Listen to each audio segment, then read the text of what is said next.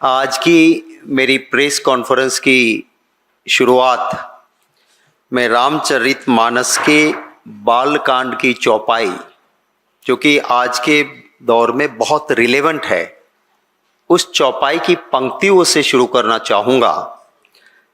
उसमें लिखा है, अति हरि कृपा जाहि पर होई, अति हरि कृपा जाहि पर होई, पाँव देह एही मार्ग सोई।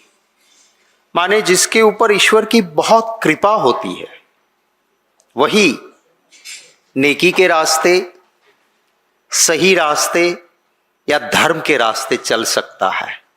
अगर आप सही काम कर रहे हो, आप नेकी के रास्ते चल रहे हो, आप धर्म के रास्ते चल रहे हो, तो मानो कि आपके पर ईश्वर की बहुत कृपा है, तभी आप ये कर सकते हो।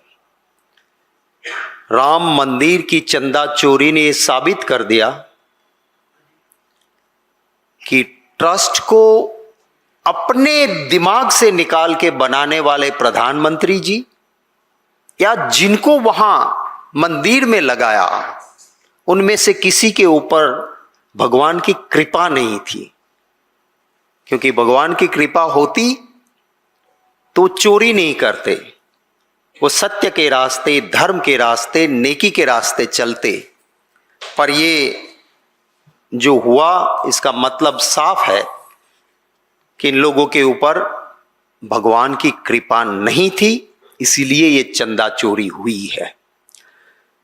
राजनीति में मेरा भी बहुत लंबा दौर हो गया, आप सब प्रेस मीडिया के साथी भी देखते होंगे। कभी कभी हम लोगों को, राजनेताओं को या राजनीति में काम करने वाले कार्यकर्ता या आम लोगों में से कोई आके हमारी बहुत प्रशंसा करने लगता है, आप तो वो हो, आप तो वो हो करके, तब हम तुरंत समझ जाते हैं कि ये जो मैं नहीं हूं, मैं तो जानता हूं मैं कौन हूं, और मेरी इतनी प्रशंसा कर रहा है, इसका मतलब इसके अंदर कुछ चोर है और उसका फायदा लेने के लिए मुझे चढ़ा बढ़ा के कह रहा है। हम तुरंत उसको रोक देते हैं कि ओ भाई, मर्यादा में रहो, मैं एक आम इंसान हूं, जैसे आम इंसान में कमजोरी होती है, हमारे में होती है, हमें तुम ये मत कहो। ये चंपत राय ने नरेंद्र मोदी जी के लिए, देखिए हम जब कभी भी मंदिर में जाते हैं, हम क्या करते जाते हैं कि हम आस्था से आए हैं, हम श्रद्धा से आए हैं। मैं धन्यवाद करना चाहूंगा उस मीडिया के साथी का भी, उन्होंने माइक बूम लगा के पहले ही कहा कि क्या प्रधानमंत्री जी श्रद्धालु के तौर पे यहां आए हैं। अब देखिए वो चंपत राय उर्फ लंपट राय ने क्या कहा था, सुनिए, चलाइए। प्रधानमंत्री एक श्रद्धालु के तौर पे मौजूद, प्रधानमंत्री इस देश के भगवान विष्णु का अवतार है। रिपीट करो। प्रधानमंत्री एक श्रद्धालु के तौर पे मौजूद, प्रधानमंत्री इस देश के भगवान विष्णु का अवतार है। आपने ये देखा। अब ये उस वक्त पे सभी चैनलों ने चलाया, कुछ भक्त चैनलों ने 24 घंटे चलाया, और प्रधानमंत्री जी को मैं जानता हूं, वो अपने लिए बात कुछ भी आती है उसका पूरा संज्ञान रखते हैं। उनकी जिम्मेवारी बनती थी उसी वक्त इस लंपट राय को पहचानने की कि मैं एक आम इंसान हूं, कमजोरी से भरा हुआ हूं, और मुझे विष्णु का अवतार कह रहा है, जरूर इसके अंदर चोर है। पर ये नहीं कह रहा, तो और उससे ऊपर प्यार आ गया। मैं एक हिंदू हूं और हिंदू के नाते मुझे बड़ा दुख है, मेरे भगवान विष्णु वो कभी ऐसे इंसान का रूप नहीं हो सकते हैं।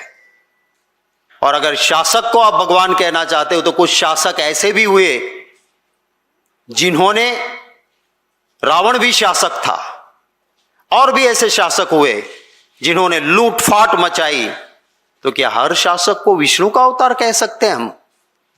प्रधानमंत्री जी ने उस वक्त ही इसको रोकना चाहिए था कि मैं विष्णु का अवतार नहीं, आम इंसान हूं और लंपट राय उर्फ चंपट राय, तुम ये जो कह रहे हो उसे मैं सहमत नहीं हूं। कहते हैं कि प्रूफ दीजिए। 27 अप्रैल 2026 से लेके 5 जून 2026 40 दिन का सीसीटीवी फुटेज मिला है, 40 दिन का। और इस 40 दिन के सीसीटीवी फुटेज में 70 टाइम्स चोरी करते हुए पकड़े गए हैं लोग। जूते में पैसे भर के, कपड़ों में बांध के, जेब में डालते, ये सीसीटीवी फुटेज है। सिर्फ 40 दिन के फुटेज में 70 टाइम्स चोरी होती हुई दिखती है। इससे पहले ऑडिट हुआ 2023 से 2025 तक का। ऑडिट रिपोर्ट में लिखा है कि सारी कमजोरियां हैं, चोरी हो रही है, सीसीटीवी फुटेज का कवरेज वहां नहीं है जहां होना चाहिए। क्या ट्रस्ट की जिम्मेवारी नहीं थी कि उस ऑडिट रिपोर्ट को ठीक से जांच करें? आप देखिएगा, मैं मोदी जी को जानता हूं, शायद वो कभी कभी नाम से उसके गुण को भी परख लेते हैं। आप गूगल पे या एआई में देखिए, चंपट का मतलब क्या होता है। चंपट का मतलब होता है टू रन अवे, भाग जाओ, वेनिश और डिसअपियर, अदृश्य हो जाओ। शायद इसी नाम को देख के खुद ने पसंद किया, इस चंपट नाम को देखते हुए, कि ये वहां से चंदा गायब कर देगा और हमें फायदा हो जाएगा। वेनिश, डिसअपियर, ये मीनिंग होता है उसका, चंपट का। अब देखिए,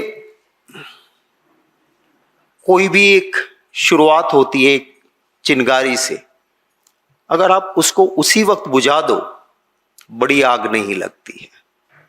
पता चला 2.93 करोड़ की जमीन थी, मंदिर के लिए ट्रस्ट को लेनी थी। 2.93 करोड़ की जमीन कितने में ली? 24 से शुरू हुआ 18 करोड़। 2.93 करोड़ की जमीन, अगर उसी वक्त पूरे ट्रस्ट को बर्खास्त करते, ये चंपट राय को निकाल देते, तो आज ये नौबत नहीं आती। ये हिंदू धर्म में, मैं भी एक हिंदू हूं,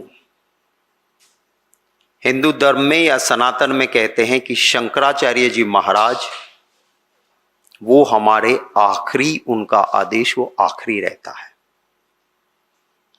शंकराचार्य जी महाराज ने कहा कि अभी मुहूर्त ठीक नहीं है, पर चुनाव आ रहा था, इनको मुहूर्त से क्या लेना देना था? ना इनको भाजपा को, ना हिंदू से लेना देना है, ना राम से लेना देना है, ना शंकराचार्य जी से लेना देना है। शंकराचार्य जी ने मना किया कि जिस वक्त तुम ये कर रहे हो वो मुहूर्त ठीक नहीं है, मत करिए इसको। इन्होंने क्या किया? बात ठुकरा दी और उस वक्त मंदिर का फंक्शन किया कि जब उनको चुनाव में फायदा होना था।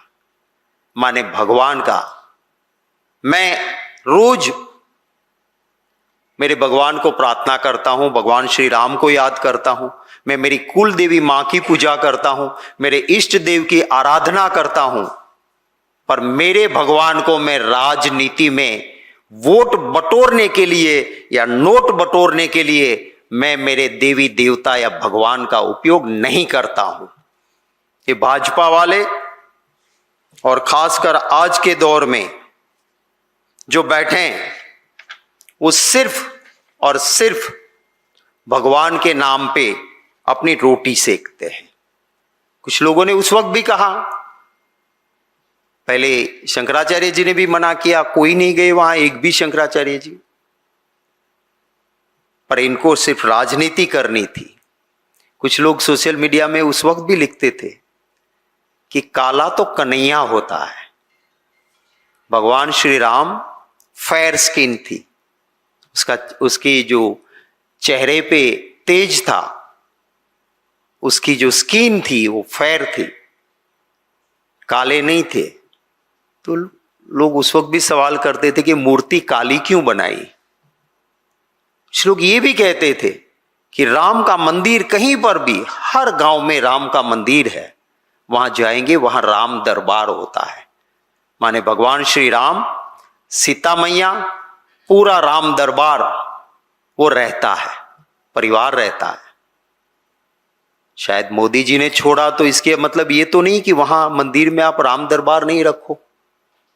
सीता मैया का आप हर मंदिर में जाओगे, राम जी के साथ सीता मैया आपको मिलेगी मिलेगी मिलेगी। ये पहली जगह बनी जहां सीता मैया का स्थान नहीं है। मैं आपको ये भी, शायद आप में से बहुत लोगों ने इसको देखा भी होगा, जो एसआईटी ने एफआईआर दर्ज की है, अगर ट्रस्ट के पास जब आप किसी को काम सौंपते हो, आप उसका आधार कार्ड लोगे, आप उसकी डिटेल लोगे, आप उसका इतिहास लोगे, यहां पे एक्यूज्ड का नाम लिखा है, बाप का नाम पता नहीं, एड्रेस अननोन। इसका मतलब यह हुआ कि ट्रस्ट के पास या तो पूरी डिटेल रखी नहीं या ट्रस्ट ने एसआईटी को दी नहीं। बाप का नाम पता नहीं, एड्रेस पता नहीं, ऐसी कंप्लेन क्यों हो सकती है जब आप ट्रस्ट में किसी को नौकरी पे रखते हो। एक और बात है, पूरे ट्रस्ट को धर्म गुरुओं की मांग के अलग हटके मांग से मोदी जी ने खुद चयन किया कि ट्रस्ट कैसा होगा। सुप्रीम कोर्ट में भी सेंट्रल गवर्नमेंट में मोदी जी की सरकार की एफिडेविट अपनी तरफ से ट्रस्ट बनाने की आई। तो जिम्मेवारी किसकी बनती है? अगर मैं किसी को अपॉइंट कर रहा हूं और वो कुछ गलत करता है तो मेरी भी जिम्मेवारी आती है। और वैसे भी पहरेगर या जिसे हम चौकीदार कहते हैं, वो चुप नहीं रह सकता है। अटल जी ने बहुत अच्छे से कहा कि पहरेदार जब भौंकता नहीं है, चुप रहता है, इसका मतलब होता है कि वो चोर से मिला हुआ है। अटल जी की वो वीडियो सुनाइए। अगर पहरा देने वाला कुत्ता न भौंके तो समझना चाहिए कि वो चोरों को जानता है। रिपीट करो। अगर पहरा देने वाला कुत्ता न भौंके तो समझना चाहिए कि वो चोरों को जानता है।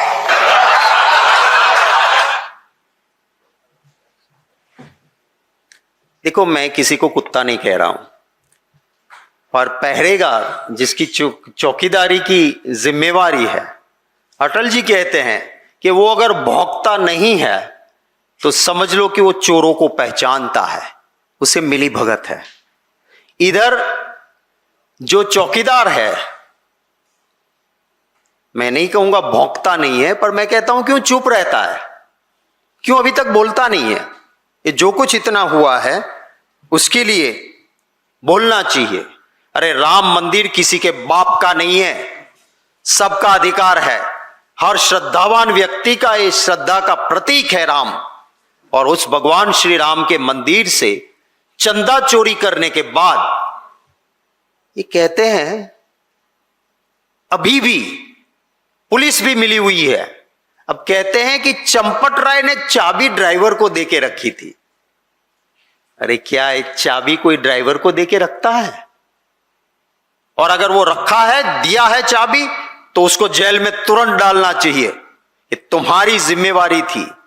प्रधानमंत्री ने तुमको चयन किया इतने करोड़ों में से कि आओ चंपट, तुम जनरल सेक्रेटरी, तुम महासचिव बनो इस ट्रस्ट के, और तुम चाबी ड्राइवर को देते हो। तो इसके लिए इसकी जिम्मेवारी बनती है। इस मंदिर में, इस मंदिर के लिए, भगवान श्री राम के लिए इस देश के करोड़ों करोड़ों लोगों ने, अरे गरीब आदमी, मैंने खुद देखा है, जब रामशिला का पूजन हो रहा था, कोई मजदूरी करता है, एक दिन शायद वो भूखा भी रहा, पर उसने उस चंदा भी दिया और ईंट का पूजन करके दिया। वो भगवान श्री राम की श्रद्धा को लेके दिया। और ये जब देके वहां लगाया पैसा, वो मंदिर किसी के बाप का नहीं हो सकता है, ये हम सभी हिंदुओं का है, सभी देशवासियों की आस्था का केंद्र है। और वहां की चोरी वो कभी कतई माफ नहीं हो सकती है। उस वक्त पे भी निर्मोही अखाड़ा ने कहा था कि देश के लोगों से इतना सारा चंदा आया है, वो भाजपा की विचारधारा वाले लोगों ने करोड़ों रुपए इसमें से हत्या लिए हैं। क्यों? आजकल तो टेक्नोलॉजी है भाई, आपने अकाउंट रखा होगा, रख दिए नेट पे कि देश के कितने लोगों ने कितना रुपया उस वक्त दिया था। मेरे गांव का एक गरीब भी किसी को पूछ के नेट पे देखेगा कि मैंने जब मंदिर बनता था 5 रुपया दिया था, चलो मेरा पेज पे नाम तो है। क्यों नहीं रख रहे हो? क्योंकि आपको ये पैसे हत्याने थे, खाने थे। एफआईआर, आप एक गौर कीजिएगा, एसआईटी के रिपोर्ट में ये चीज है, जांच में ये चीज है। एफआईआर हो गई, पब्लिक डोमेन में नहीं आया था, पर एफआईआर हो रही है, ट्रस्ट के लोगों को पता चल गया, अंदर के लोगों को पता चल गया कि अब तो पुलिस कंप्लेन हो रही है। जिस दिन ये बात वहां अंदर पता चली, उससे पहले के दिनों में रोज के 16 से 18 लाख रुपए की इनकम होती थी राम मंदिर में, चंदा की 16 से 18 लाख, जब तक एफआईआर का तय नहीं हुआ था। जिस दिन तय हुआ कि एफआईआर होनी है, उसके तुरंत वालों दिनों में 24 से 26 लाख रुपया आए। क्योंकि एफआईआर हो रही है, अब चोरी नहीं करेंगे, चोरी बंद हो गई।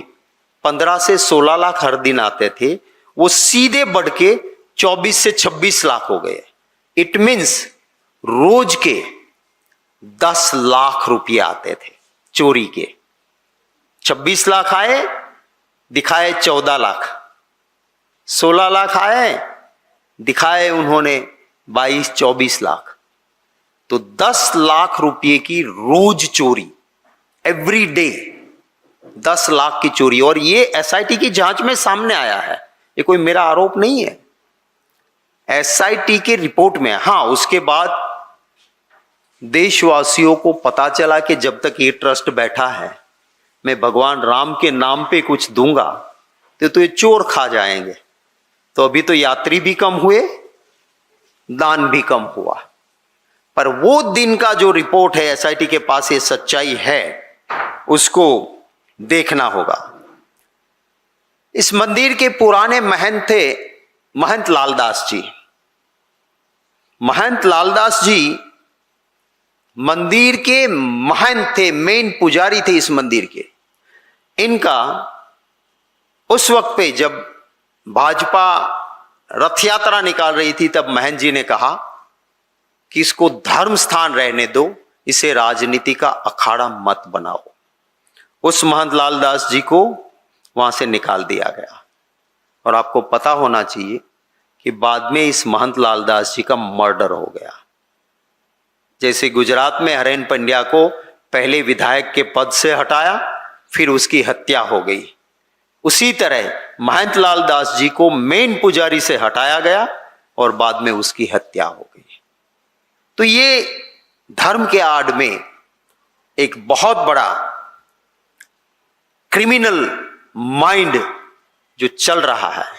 तो इसमें हमारी कांग्रेस पार्टी की ओर से हम मांग करते हैं, हमारी पहली मांग है कि तुरंत, क्योंकि मैं क्रिमिनल ज्यूरिस्प्रूडेंस, गुनाह के न्याय शास्त्र का विद्यार्थी रहा हूं और ऐसे किस्साओं में, ऐसी घटनाओं में क्रिमिनल ज्यूरिस्प्रूडेंस कहता है पहला कदम क्या होना चाहिए कि जहां जांच करनी है उस जिस के कंट्रोल में है उसको हटा देना चाहिए, तभी सही जांच हो सकती है।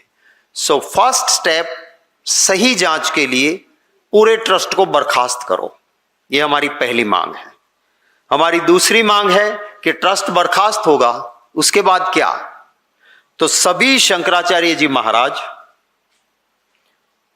सुप्रीम कोर्ट के रिटायर्ड जज, निर्मोही अखाड़ा के रिप्रेजेंटेटिव और शंकराचार्य जी सब मिलके तय करें, ऐसे साधु संतों में से कुछ लोगों को मिला के एक ट्रस्ट बने, जो ट्रस्ट इस मंदिर का निगहबानी करे, ताकि इसमें कोई चंपट ना रहे, कोई लंपट ना रहे और सही मामले में सही श्रद्धा का केंद्र बने।